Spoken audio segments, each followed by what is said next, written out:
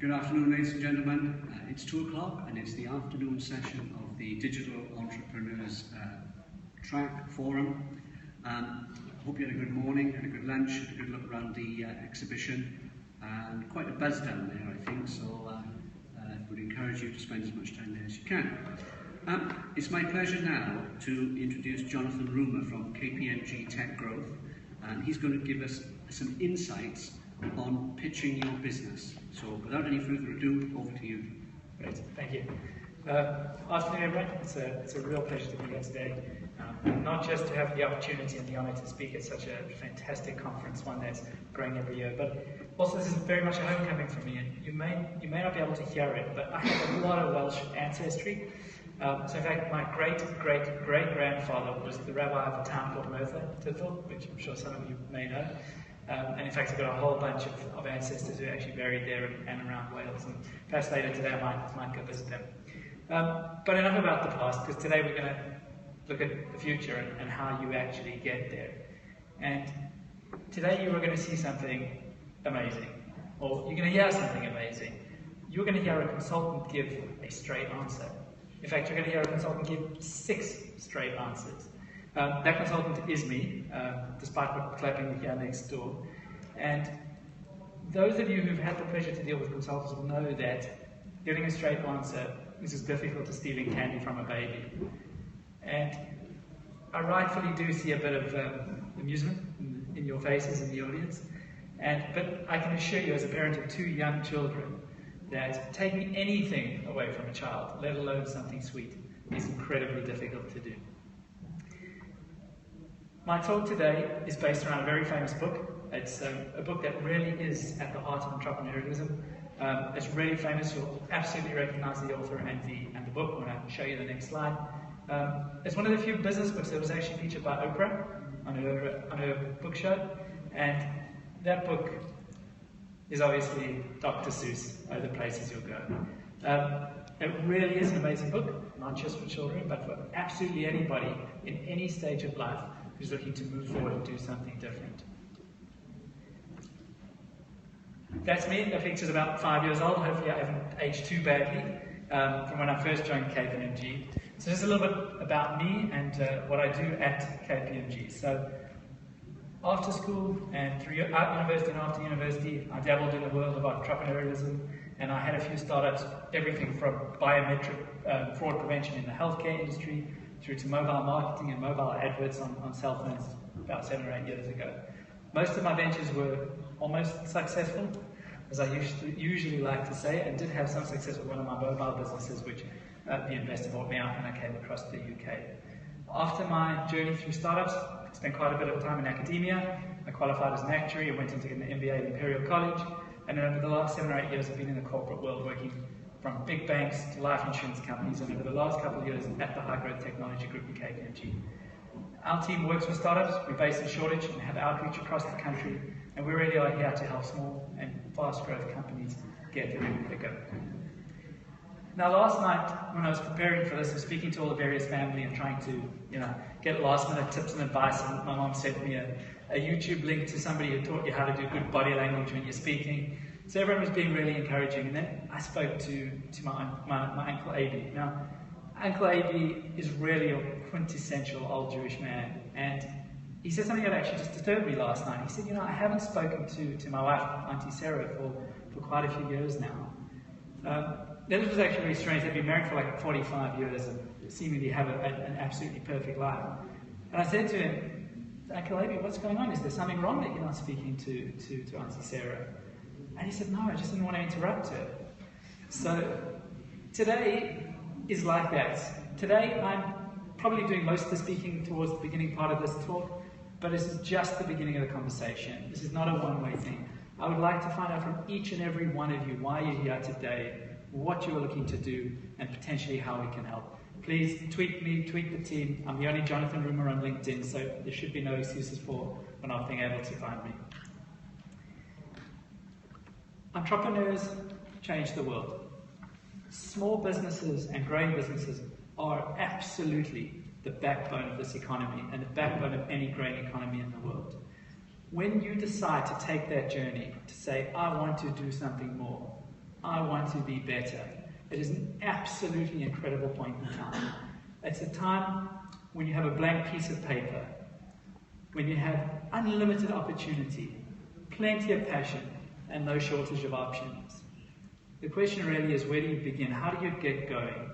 And the first thing that we're going to have a brief look through today is idea generation. So we're going to run through the whole journey from idea to exit, and we are going to focus on funding options today, which we'll get to a bit later.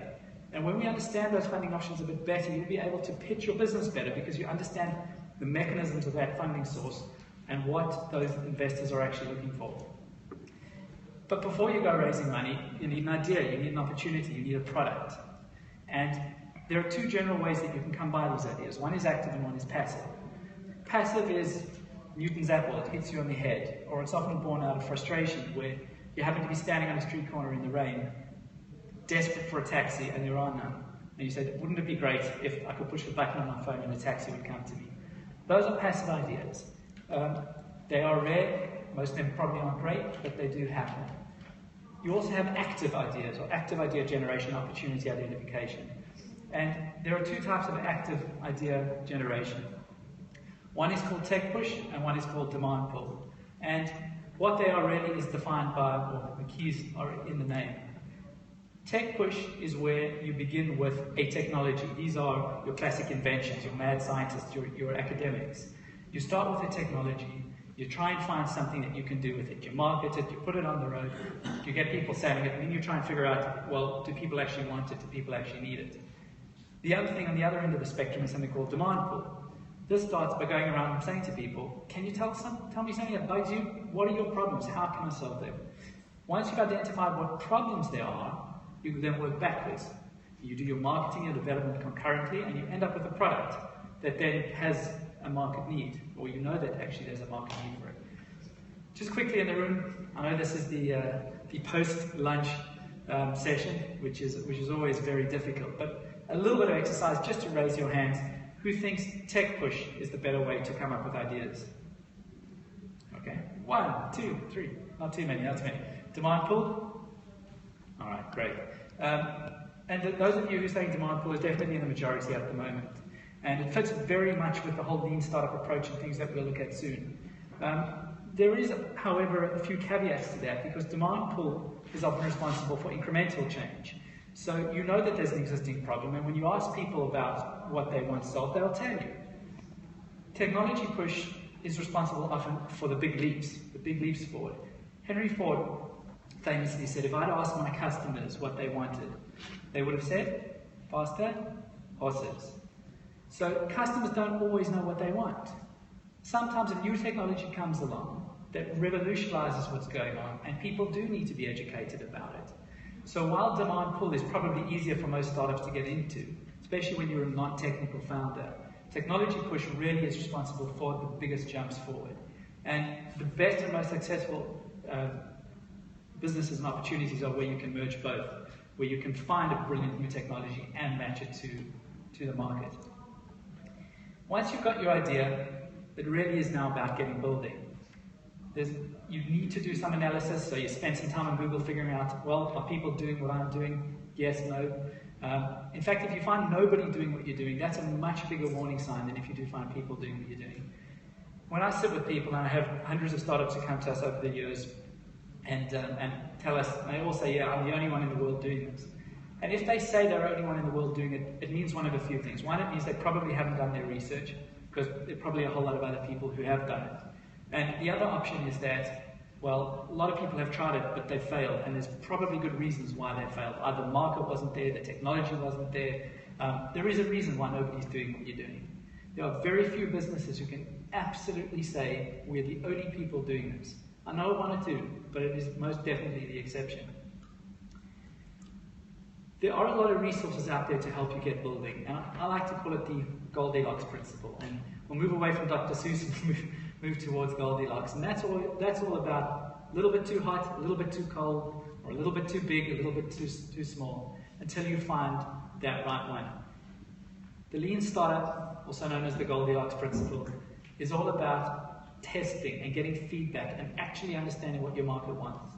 So you start with your minimal viable product, which is the smallest working version that proves to be valuable what you're doing. And then you put it out there and you ask people to give you that feedback. This really is a fantastic way of building businesses today.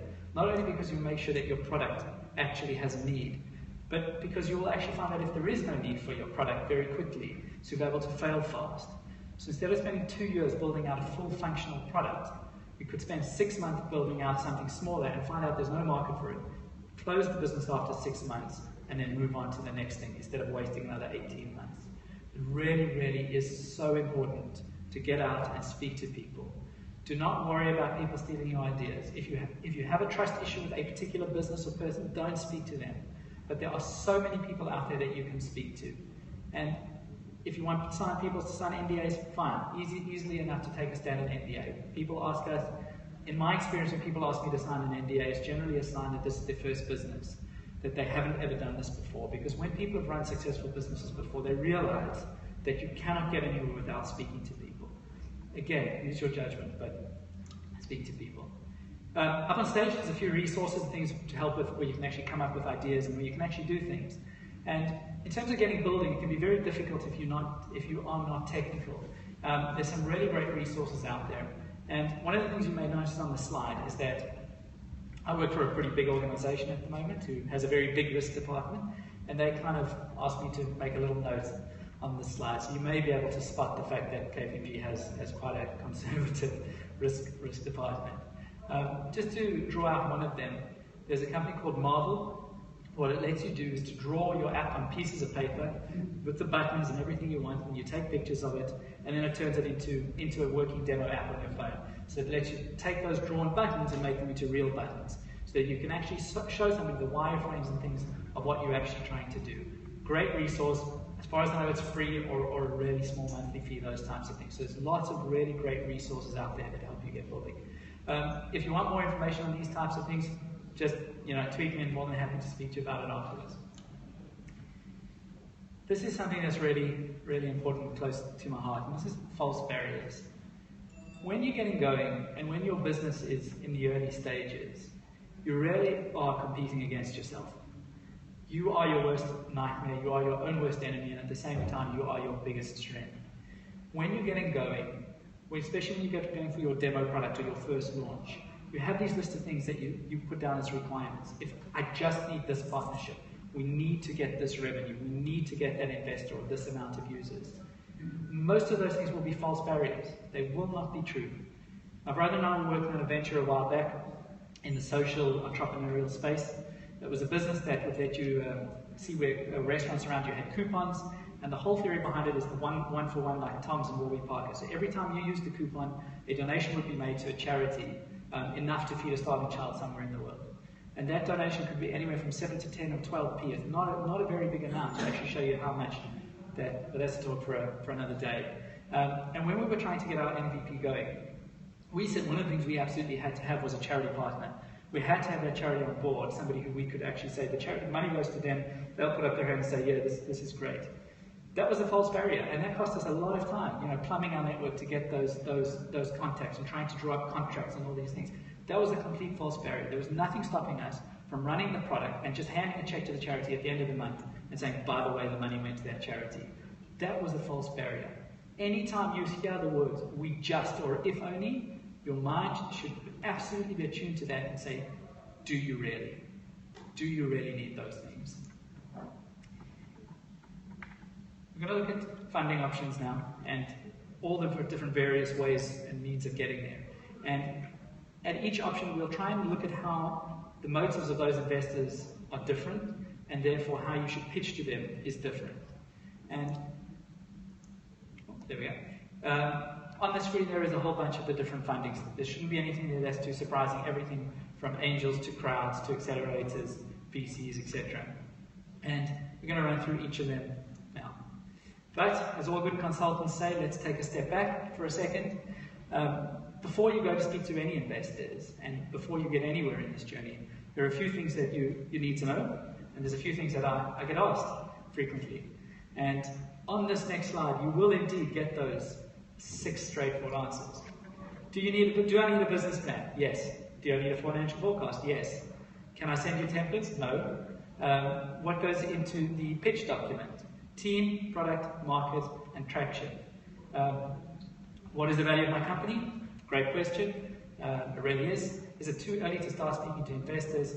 Never. And latte or flat white? Latte. I'm just kind of old-fashioned that way. These are really, really key questions. And if we just start right at the beginning, about a business plan. When you're meeting with investors and they want to see your business plan, what is it for? So a business plan is not a Google list of directions of how you're going to get from where you are to exit. What the investor sees in your business plan is your ability to articulate your business, your product, and your market. To see that you know what you're talking about. They want to know that you're able to identify your own strengths and weaknesses, and that you're able to understand what opportunities and threats there are in the industry, in the market. They want to know that you've identified your competitors, and that you understand why you are better than them, or why you are cheaper than them, or why you're the same, but you have better access to the market than they do. So it doesn't really matter if you say, in month one we're going to do this, in month two we're going to do this. It's about seeing your understanding of your own market. And similarly with the financial model, is that in your financial model, the numbers are actually relevant. They don't matter. They're never going to be right at all, especially towards the beginning of a business. So people often say to me, well, why do I need one then if it's all rubbish anyway? And again, it's not about the numbers, it's about the process. If you have a good financial model, it will show what the drivers of revenue are and the drivers of the costs. It will show that you understand your business. If you're running a SaaS business and you leave out costs related to running servers and things and paying for server time and stuff, that's not really a great reflection in you. And when it comes to something like marketing, I don't care if you've got £1,000 in there a month or £10,000 a month. What I care about and what investors care about is, can you justify what you put that in for? Why did you go with 1,000? Why did you go with 10,000? You said you're going to use it for Facebook and Twitter. Do you know what the conversion rates are going to be? And how is that then going to affect your user growth or your revenue growth? So it's about being able to justify the numbers in there. That said, there are a few things you should probably do in your financial model. Make sure everything sums up. Excel is really tricky, but make sure it works. Also, if you're a founder and you need a salary and that's going to be part of your fundraising, that's okay. But keep it reasonable. I had a founder who put in an £80,000 salary in year one. I gave him a bit of feedback that might not be the best idea. He never got back to me, and I don't think he raised the money. But just be reasonable with those things. Everybody understands that everyone needs to earn a living. And often if you put your salary, but you link it towards performance and you start low and say it'll ratchet up as you do better, then nobody can argue with that. Is it too early to speak to investors? No. Now, that's not to say if you've just got an idea, you should go knock on Index Ventures or Bolton's door and say, listen, will you invest? But what you should do is you should go start speaking to people and saying, this is what I'm working on. In 3 to 6 months' time, I will be raising money. Can you tell me what you would like to see from me in 3 or 6 months' time that would make it likely for you to invest in my business? It's really simple. People will tell you. They will want you to do that. They'll want you to hit those KPIs, and then it makes them an attractive investment. It's kind of like being back in school and being given the exam 3 months before you need to write it. It's a really, really simple thing to do. But not a lot of people do it. And again, I just prefer a latte to flat white.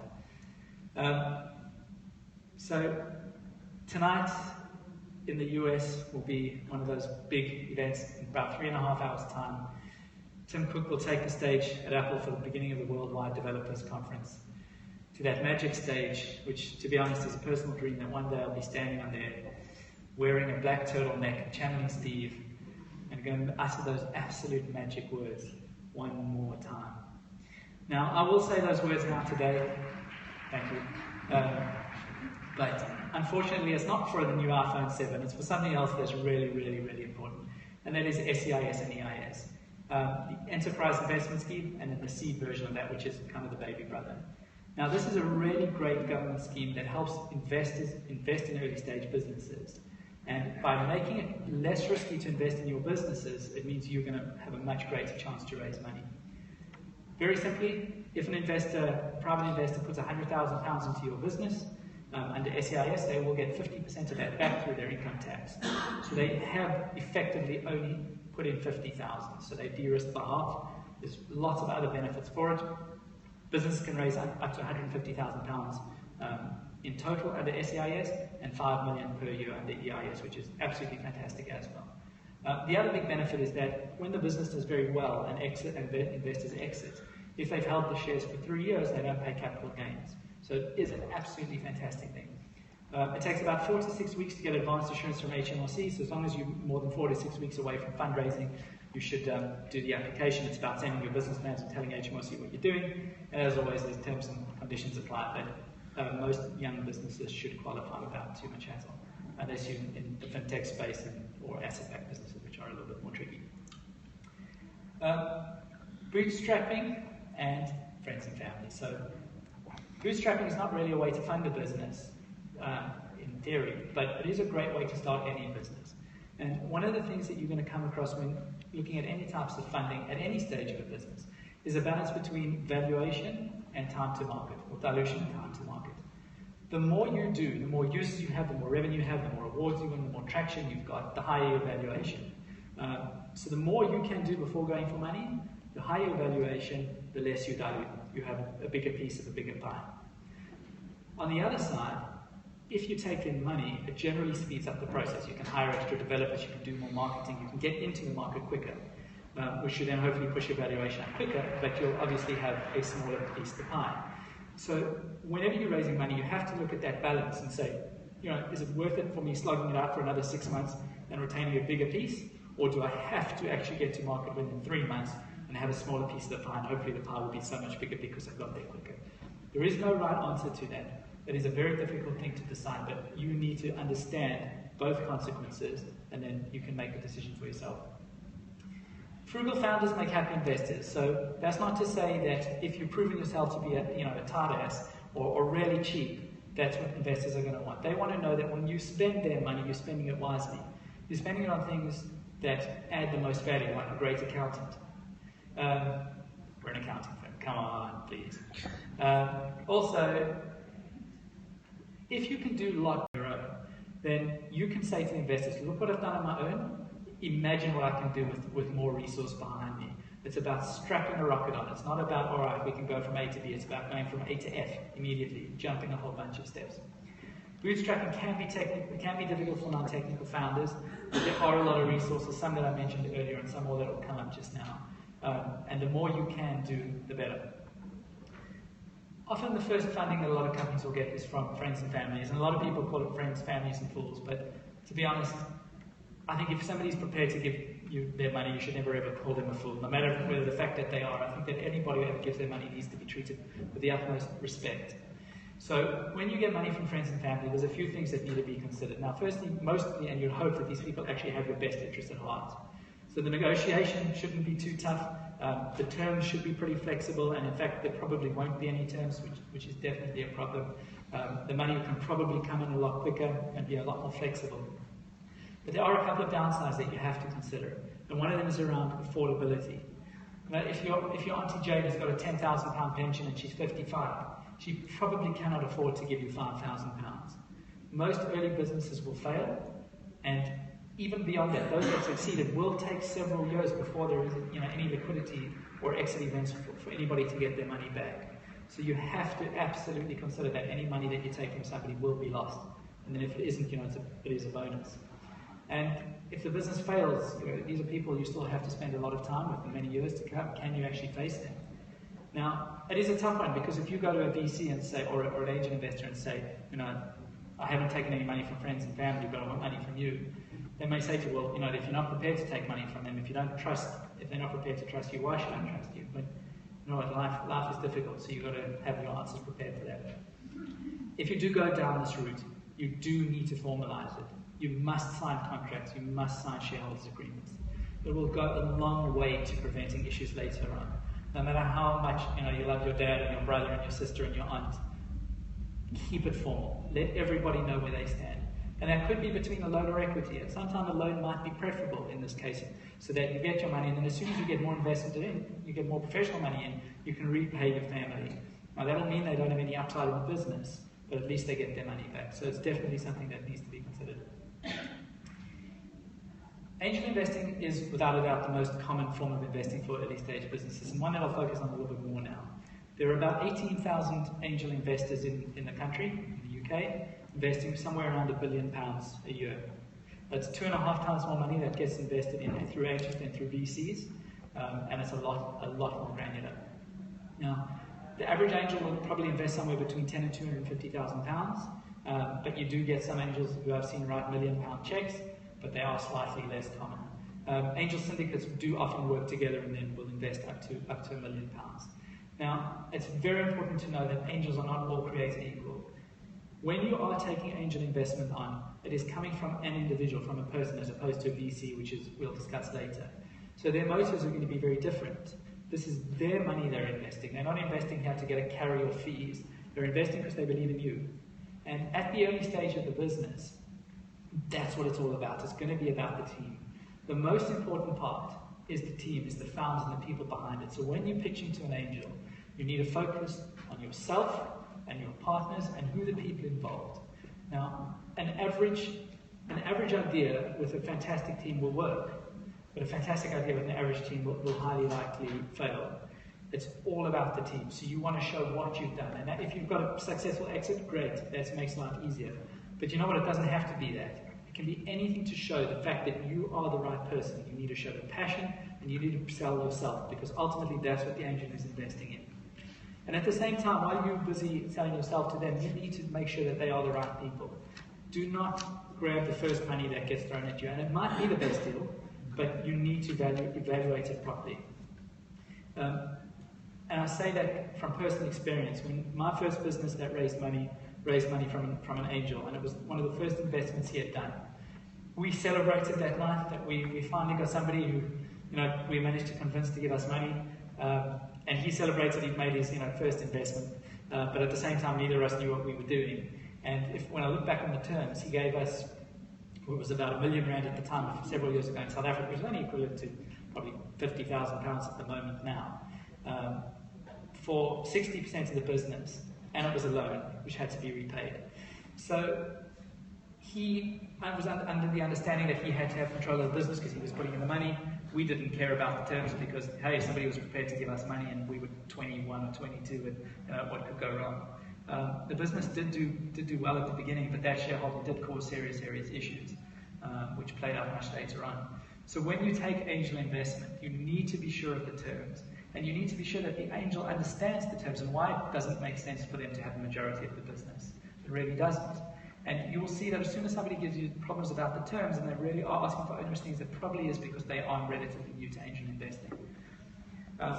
Beyond the money, it's very important that the person that you choose to partner with can offer more than just the money. It's very important that they can bring something like their network, further funds coming on, or access to clients, because ultimately you need a lot more than money in the beginning. Crowdfunding, for those of you in the room this morning, there was Kieran, I know quite well from Crowdcube, was here and they spoke about crowdfunding. I'm a big fan of crowdfunding. I think it's absolutely fantastic for the appropriate businesses. 3 types of crowdfunding in general: equity, donation, reward. So equity, you're selling part of your business; donation, if you can get people giving you money for nothing; and reward, which is very big on Kickstarter, where you're basically pre-selling a product or you're going to send them a really nice smiley face hat. Crowdfunding takes a lot of effort. This is not one of those things where you put it online and hope it goes viral. It doesn't really happen. You need to put a big effort into it, you need to work hard at it, and you need to make sure that you have 10 or 20 or 30 or 40% of that investment beforehand, before it goes on the platform. Companies that have to reach 40 or 50% of the investment almost always go on to raise the full amount. So you have to make sure that you can get that first amount in. One of the other benefits is that you do get market engagement. You can get a whole community of people who actually believe in your product. Accelerators. Accelerators aren't really a source of funding, but they do provide some funding in the beginning, but ultimately they can also give you quite a bit of access to investors at the end. They are very much the flavour of the month at the moment. There's between 30 and 40, I think, in London alone, with new accelerators springing up every day. I get asked a lot, should I join an accelerator? And this is my turn to go all black belt consultant and say, all right, my turn to ask the questions. If you're thinking about joining a program, a few questions you need to ask yourself. Do you know what the program offers? Could be several things. Some programs are great at mentoring, others are great at helping you build your tech, others are great at finding the product market fit. Understand what the program offers. What are they good for? Number two, what do you need? So you might not need the mentoring at that program's rate, or you may not need it. If what the program offers is what you need, then the third question is, are you prepared to work for it? As with anything else, if you're not prepared to sit there for that 3 months and actually work towards that, don't waste your time. It'll absolutely destroy the business. And the fourth one's quite important because there's a lot of accelerators out there who work in different areas. Some are corporate accelerators, the likes of Microsoft, Cisco, Telefonica, all have their own programs. Others are professional accelerators, the likes of Techstars and Startup Bootcamp. And then there's also government ones.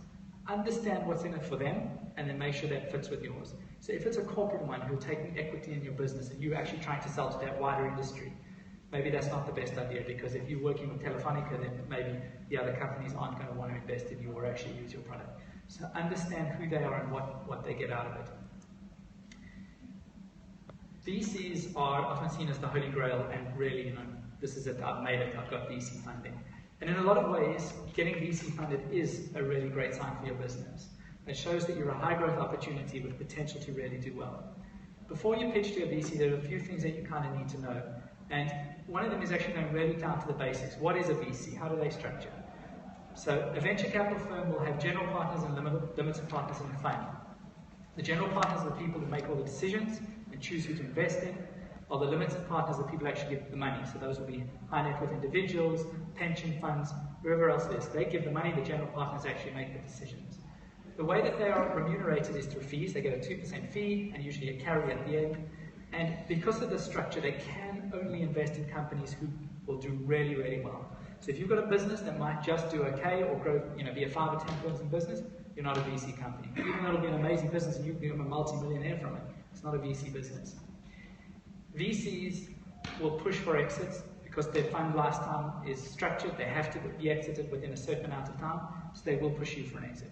Again, if that's something that you're looking for within 3 to 5 years' time, you want to get out of your business, great. When you're speaking to VCs and pitching to VCs, just a few tips. Warm intros are better. If you send them cold emails, chances of them replying to you, practically zero. There are a lot of ways of getting those warm intros. People like KPMG know a lot of people, come through us. But one of the best ways to do it is through the portfolio companies. The VCs will list all their portfolio companies on their websites. Go for coffee with the founders. They'll be happy to speak to you and tell you about their experiences with that VC. And then you can say, all right, that sounds like a really great thing. Would you be able to make an intro? And there you go, much, much easier. Don't speak to all the VCs. There's not that many across the country, and there's even fewer who are active. If you speak to all of them, and this goes along with the last point about being open and honest, is they know each other and they speak to each other. They often co-invest. So if one of the VCs says to you, all right, are you meeting anyone else? And you say no, and then he finds out you are, you're not going to get the investment. And if you say, yeah, I just met Bolton last week, they're going to give me a term sheet today, and they're not, again, you'll absolutely shoot yourself in the foot. It's a small community. When you're dealing with VCs, it's more about growth than development.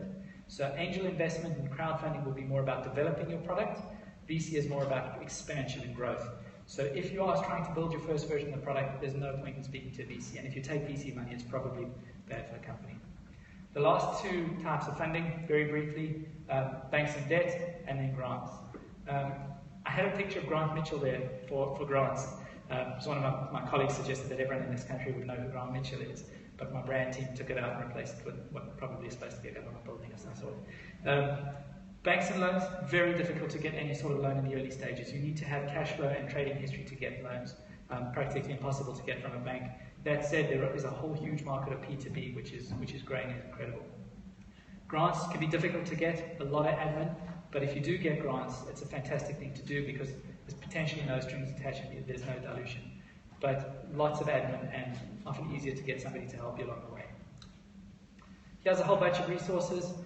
Don't worry, it's only going to be up shortly, but if you tweet me again, happy to send it. There's a whole bunch of accelerators and VCs and things that are out there. And when you actually get to that next stage, there are going to be a lot of challenges. And one of those biggest challenges will be people. And there are lots of ways to incentivize people. One of those is something called the EMI scheme, which lets you give options to your staff. And if you'd like to know more about that, let me know afterwards. When you reach the end, exit. Exit is the destination that we all set out to get. I'm not going to talk about exit because exit is the destination. And being an entrepreneur and running your business is about the journey. It's about the highs and the lows and the ups and the downs. and the knocks and the celebrations along the way. So when you get to the exit and when you are famous, that's brilliant. You know what? You're just going to start all over again, and you're going to start on your next journey. And the only thing I have left to say is, find your mountain and get on your way. Thank you.